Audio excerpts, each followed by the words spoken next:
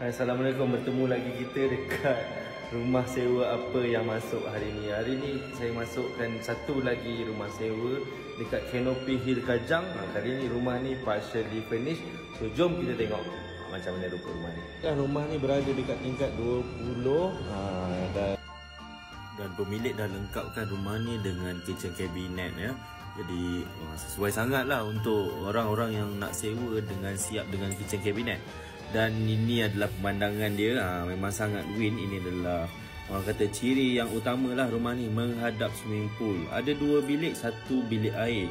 Sangat sesuai untuk pasangan yang baru berkahwin, sebab owner akan sediakan sekali dengan tilam dan katil untuk dalam master bedroom kita tengah tengok ni.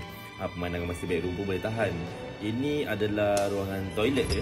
Bilik air dia disertakan sekali dengan water heater. Jadi sejuk-sejuk pagi-pagi tu kan, tak payahlah nak risau. Memang selesa sangat. Dan ini adalah bilik yang kedua. Boleh dijadikan sebagai bilik baju ke kan. Kat bahagian tepi ni adalah dia punya kawasan untuk menyidai pakaian dan untuk letak washing machine. Service apartment ni dekat bahagian bawah ada 7E, ada Dobby dan mini market. So mudah lah kan. Okay, kita tengok dia punya facilities. Jom.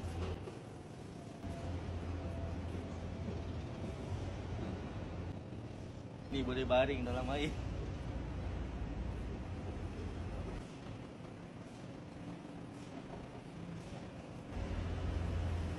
Okay, jadi macam mana kalau ada yang berminat nak sewa kat sini, harga dijamin memang murah betul. Facility korang tengok sendiri lah, macam duduk dekat hotel.